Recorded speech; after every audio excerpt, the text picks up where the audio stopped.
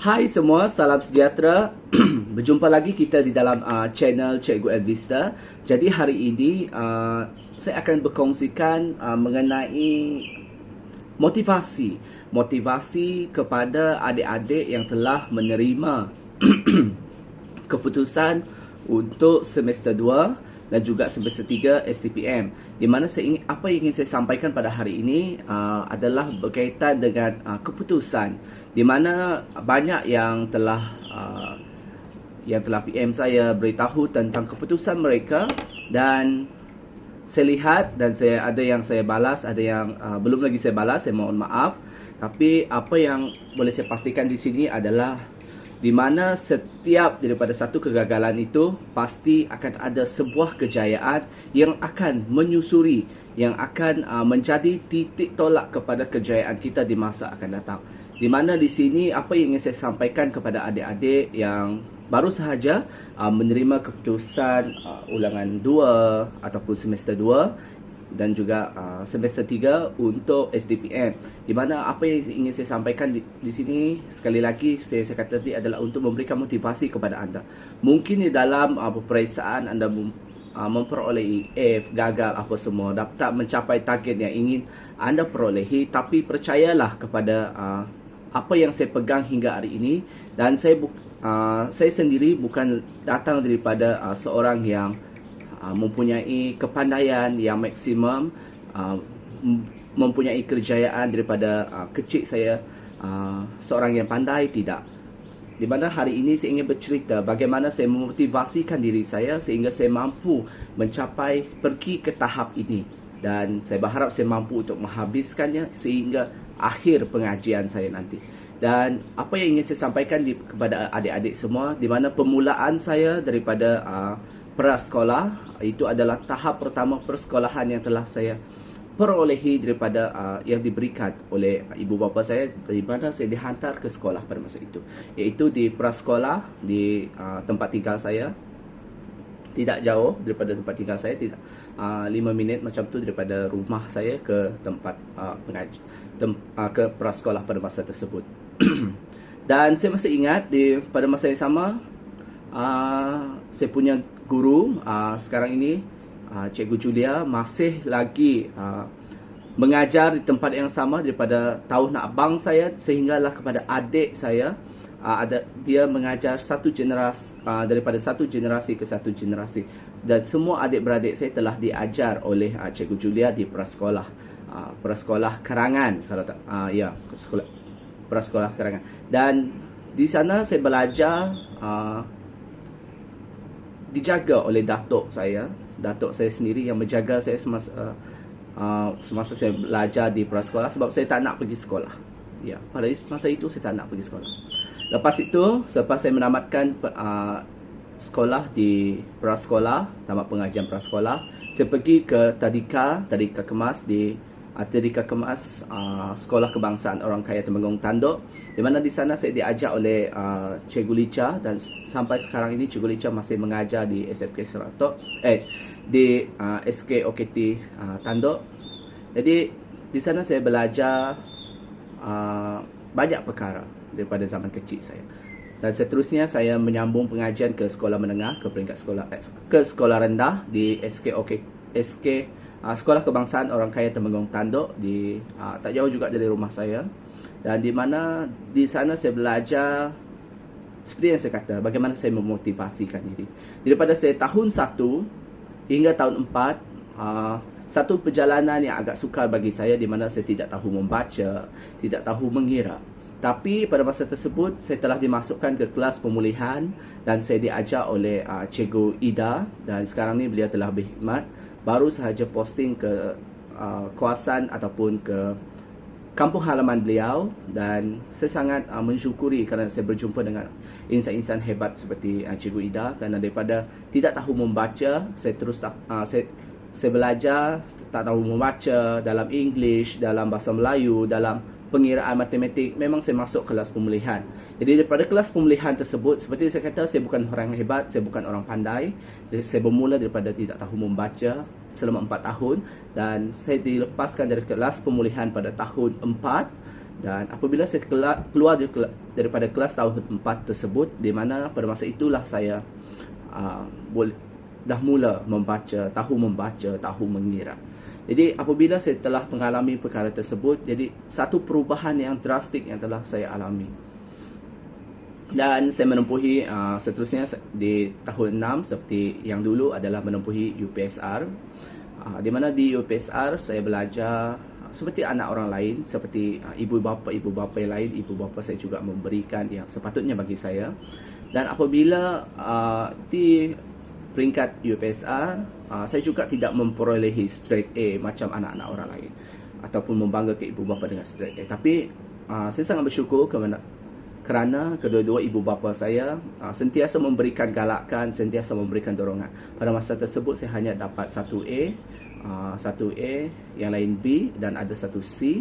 Jadi masa tu saya rasa sangat kecewa dengan diri sendiri. Tapi saya percaya bahawa kegagalan ataupun ketidakpuasan hati kita itu menjadi kebangkitan, menjadi satu semangat yang baru untuk kita terus melonjak kepada arah yang lebih baik.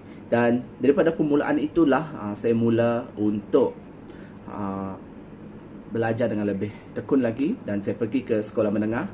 Di sekolah menengah saya masuk bukan dari sebab result saya pun biasa-biasa. Saya dapat 1A je di UPSR, dan saya masuk ke kelas sederhana, iaitu kalau saya menyambung sekolah saya di Sekolah Menengah Kebangsaan Serato, SMK Serato ataupun SMK Batu Empat, lebih dikenali dengan SMK Batu Empat lah kalau di kawasan saya.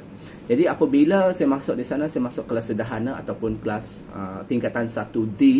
Jadi apabila saya berada di sana, saya mula ingin belajar. Saya terokai banyak perkara. Daripada tingkatan 1 hingga tingkatan 3, saya belajar 3 tahun untuk menempuhi PT3. Masa itu kami adalah batch kedua untuk PT3 kalau tidak silap pada masa tersebut. Jadi apabila saya menempuhi PT3, saya juga tidak memperolehi keputusan yang agak baik seperti mana yang ditargetkan oleh kedua-dua ibu bapa saya lah pada masa tersebut. Jadi saya hanya dapat 1A, dan yang lain tu puji Tuhan lulus, dan saya terus menyambungkan pengajian ke SPM daripada tingkatan 4 ke tingkatan 5. Di sinilah permulaan kerjaya di mana saya berjaya untuk mencapai apa yang saya kehendaki. Di mana apabila di peringkat SPM saya masuk ke kelas C, iaitu kelas sastra, di mana saya ambil sastra pada masa tersebut, dan hingga ke tingkatan 5. Dan SPM saya dapat tak juga bagus, tapi puji Tuhan saya dapat melanjutkan pengajian ke peringkat SDPM. Namun di sini saya ingin kongsikan kejayaan saya sebagai seorang pelajar bukan bermula daripada orang yang hebat. Mungkin ada orang dia lahir-lahir dia tahu membaca, dia lahir-lahir dia boleh buat ni buat ni. Mungkin selepas tu dia masuk sekolah dia dah tahu membaca, tahu mengira. Mungkin itu kelebihan bagi mereka, untuk mereka. Itu adalah mereka, bukan kita. Jadi apa yang saya pegang adalah pertama untuk memotivasikan diri adalah yakin dengan kemampuan diri, dan yang kedua adalah kesanggupan diri. Kenapa saya kata kesanggupan diri ini adalah kita ingin mencoba sesuatu yang baru. Kita lihat apa yang ada di depan, bukan apa yang telah berlaku di belakang. Kita lihat apa yang ada di depan. Jadi masa tu saya masuk pada zaman COVID ke pengajian STPM, di mana di STPM saya masuk ke College Tingkatan 6 Serato ke tes, dan saya sangat rasa bertuah kerana saya dapat berjumpa dengan rakan-rakan yang baik, guru-guru yang pensyarah-pensyarah saya yang baik, yang banyak memberikan tunjuk ajar. Dan walaupun banyak cabaran yang telah saya alami, COVID lagi, kuarantin 2 kali, lepas tu positif pun 2 kali. Jadi macam banyak perkara yang telah saya alami lah sepanjang pengajian saya di STPM. Namun perkara tersebut bukan mematahkan semangat saya, di mana pada semester 1 saya berdapat pointer 3.50 untuk STPM semester 1. Dan masa tersebut saya repeat lagi dua paper ataupun 2 kertas STPM semester 1, iaitu Bahasa Melayu dengan sejarah, di mana kedua-dua subjek ini saya rasa tidak berpuas hati. Jadi saya ambil keputusan untuk menduduki semula. Saya bayar satu paper 50, saya bayar untuk 2 paper RM100. Jadi saya buat ujian untuk kedua-dua tu, dan apabila keluar result saya dapat B+ untuk bahasa Melayu STPM semester 2. Saya dapat A solid untuk STPM semester 1 sejarah. Jadi masa itu saya rasa wow, itu adalah perkara yang sangat luar biasa bagi saya. Namun dah saya kata saya bukan orang hebat. Saya jatuh bangun dalam dunia pendidikan saya, memang saya tak nafikan. Dan apabila saya malah ke STPM semester 2, di mana pada zaman tersebut saya berperang dengan COVID, PTPR semua. Sebab bukan masalah dia bukan kepada PTPR ataupun pensyarah saya, tapi masalah dia adalah kepada diri sendiri pada masa tersebut. Di mana pada masa tersebut saya banyak lebih fokus kepada sejarah, lebih fokus kepada sastra, lebih fokus kepada benda yang lebih mudah saya belajar pada masa tersebut. Sebab bagi saya pengajian pada masa tersebut sangat susah. Tapi apabila saya keluar result sebelum hari peperiksaan semester 2, 3 minggu saya sebelum peperiksaan STP untuk semester 2, saya telah diisytiharkan positif COVID-19 kali kedua. Dan pada masa itu memang saya rasa tidak terdaya, di mana saya terpaksa tidak boleh turun ke kelas, kuarantin, dihantar ke hotel untuk kuarantin selama 2 minggu pada masa tersebut. Jadi banyak yang perkara yang mendorong saya terpaksa belajar online dengan kelas Ayu. Saya belajar dengan kelas Cikgu Yusnida, Cikgu Aini. Banyak lagi kelas yang saya telah ikut untuk saya belajar, untuk saya timba ilmu, sebab saya tak mampu untuk turun ke kelas. Tapi apabila saya masih ingat lagi hari Khamis, saya keluar je daripada pusat jagaan untuk pelajar yang positif tersebut. Saya terus call dengan saya punya pensyarah. Cikgu, saya kata, boleh tak saya turun kelas masa ni, sebab saya baru balik daripada tu, apa semualah saya baru keluar kan. Masa tu saya memang dah risau sebab saya tak ada ilmu yang cukup untuk saya duduki exam pada minggu berikutnya. Pada minggu berikutnya. Jadi masa tu saya punya cikgu pensyarah saya untuk sastra pada masa tu, Cikgu Muhammad Nazib, seorang guru yang amat memotivasikan saya untuk berkongsi dalam semua perkara, untuk menyebarkan ilmu. Jadi dia kata, boleh kamu turun, tapi perlu persetujuan daripada pengetua. Jadi apabila kami hubung pengetua kata boleh. Dia kata asalkan kamu sihat, kamu pakai mask. Kami memang amalkan, walaupun kami telah declare untuk kami tidak lagi merebakkan COVID kepada orang lain, tapi kami masih berjaga. Kami guna mask semua, kami jaga jarak dengan pelajar lain. Jadi kami rasa sangat pada masa tersebut semangat nak belajar tu terkobar-kobar. Dan apabila minggu peperiksaan, memang rasa satu pressure juga, sebab tanpa kelengkapan yang penuh. Tapi apa yang boleh saya katakan di sini adalah kita yakin dengan diri sendiri, kita mampu melakukan yang terbaik. Jadi masa tersebut keluar je result STP untuk untuk semester 2. Masa tu saya punya result sangat merutum. Saya dapat pointer 2 poin lebih macam tu, 2.5 lebih macam tu. Di masa tu saya sangat kecewa untuk sastra saya, untuk KMK, di mana saya hanya dapat C+. Okay. Jadi yang lain tu okey, bagus, dapat B, dapat A macam tu. Tapi saya repeat semula, saya ambil semula ujian untuk semester 2 untuk sastra. Memang apabila keluar result saya dapat A solid. Jadi itu adalah satu tahap pencapaian kebanggaan saya. Wow, the amazing. Sebab masa tu saya terus ditekan oleh beberapa orang pelajar, dan adalah setengah kelas beritahu semester 1 kamu boleh dapat A, semester 2 kamu tak boleh dapat A. Ya betul. Dan apabila keluar result semester 2 saya dah gagal. Bukan gagal, saya tidak mencapai tahap yang saya nak, itu A. Masa tu saya dapat C+. Memang banyak orang cakap, saya boleh dengar lagi daripada kelas-kelas lain. Ada pensyarah juga yang buat macam ni, sebab masa tu raja yang kira okey dalam sastra, jadi banyak tumpuan kepada saya. Jadi masa tu saya rasa tak apa, saya kata I will try my best, saya kata dengan cikgu saya. Masa tu cikgu saya memang sangat sedih, tapi apa boleh saya buat adalah saya buktikan kepada, apabila saya menduduki semula saya akan dapatkan A solid. Jadi apabila saya menduduki, saya memang belajar 100% beri komitmen saya, sebab saya repeat satu kertas tu sahaja untuk SDP semester 2. Jadi saya akan boleh A, cikgu, saya janji dengan cikgu. Jadi apabila result keluar saya dapat A solid. Jadi saya rasa satu kepuasan pada masa tersebut. Dan apabila saya dapat untuk pengajian semester 3, okey, maafkan saya, ada helikopter melintas. Jadi semasa saya di semester 3, semester 3, perkara yang sama juga berlaku, tapi pointer saya masih kepala 3 lebih.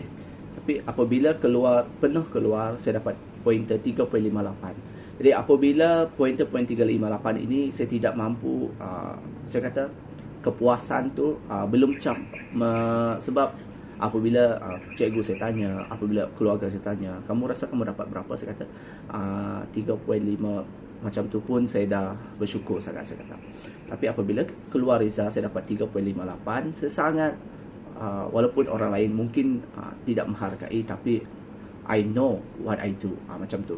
Apabila saya tengok saya dah melakukan yang terbaik, dan akhirnya saya menduduki daripada UPSR, PT3, SPM, SDPM, dan akhirnya saya berjaya pergi ke pencapaian saya yang seterusnya, iaitu di peringkat degree pada masa sekarang.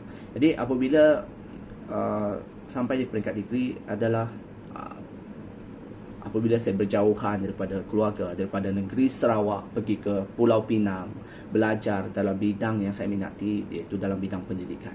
Banyak yang cemuhan, banyak cacian, makian orang berikan kepada saya, orang berikan kepada keluarga saya. Tapi itu adalah motivasi kepada kami sekeluarga, kepada saya, adik-adik saya, kepada abang saya. Jadi apabila saya menduduki temuduga, ya, betul, temuduga, sebab masa tu, masa cuti, masa habis SDPM, saya ambil keputusan untuk bekerja. Jadi saya bekerja secara part time di Family W, Beladin. Saya minta di cawangan lah, di HQ.